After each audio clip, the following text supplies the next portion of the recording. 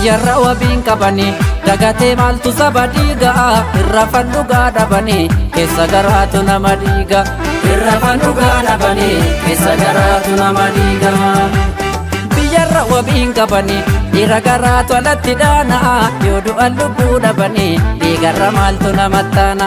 yoo du'an lubbuu dhabani dhiigarra maaltu nama taana biyyarra wabiin qabani gaaddisa ofiin guban jiraatti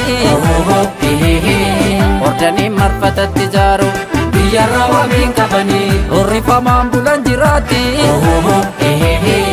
utannaan diinni nama nyaaru biyyarra wabiin qabani dhiira garaatu alatti dhaana yoo du'an lubbuu dhabani dhiigarra maaltu nama taana yoo du'an lubbuu dhabani dhiigarra maaltu nama taana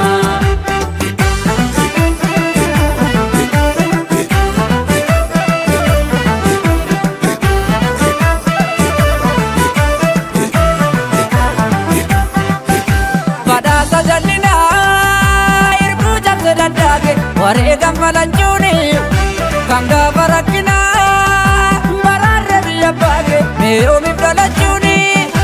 jabaaf falma jabeesse hidduu bayii dhageesse maafuuta mana teesse jabaaf falma jabeesse hidduu bayii dhageesse maafuuta mana teesse oho lolangumaa badde baafatu dhugaa cabe gaafatu lolaan eenyu gaafatu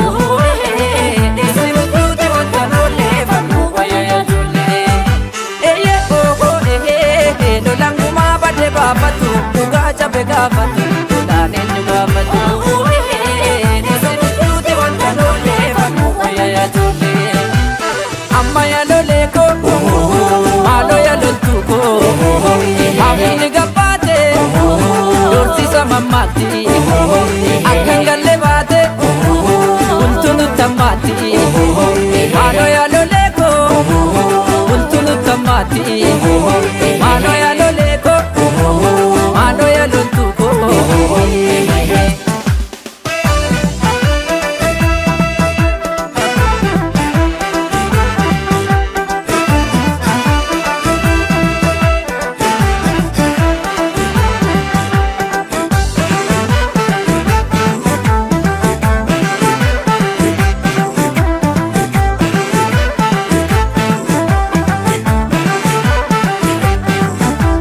biyyarra wabiin qabani dagatee maaltu saba dhiiga irra fannugaa dhabani keessa garaatu nama dhiiga irra fannugaa dhabani keessa garaatu nama dhiiga biyyarra wabiin qabani dhiira garaatu alatti dhaana yoo du'an lubbuus dhabani dhiigarra maaltu nama taana yoo du'an lubbuus dhabani dhiigarra maaltu nama taana biyyarra wabiin qabani tolli sammeenyis kan abbaati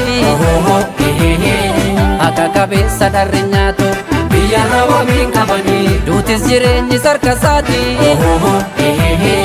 amma namaaf kenne jiraatu biyyarra wabiin qabani dhiira garaatu alatti dhaana yoo du'an lubbuus dhabani dhiigarra maaltu nama taana yoo du'an lubbuus dhabani dhiigarra maaltu nama taana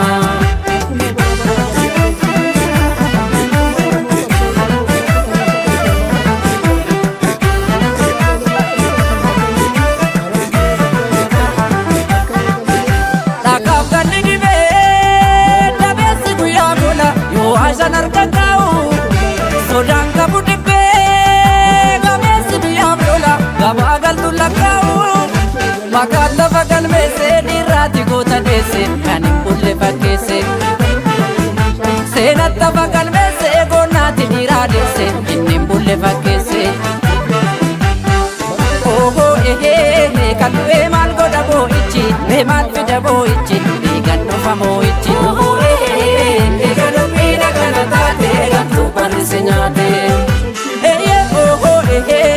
kan du'ee maal godha boo'ichi mee maal fida boo'ichi dhiigan dhufa moo'ichi eega dubbiin akkana taate kan duubarri si nyaate amma yaa lolee koo maaloo yaa loltuu koo naasifte dhukaate akka bakakkaatti gargar harka laate kottuu walakkaatti amma yaa lolee koo seeni walakkaatti maaloo yaa loltuu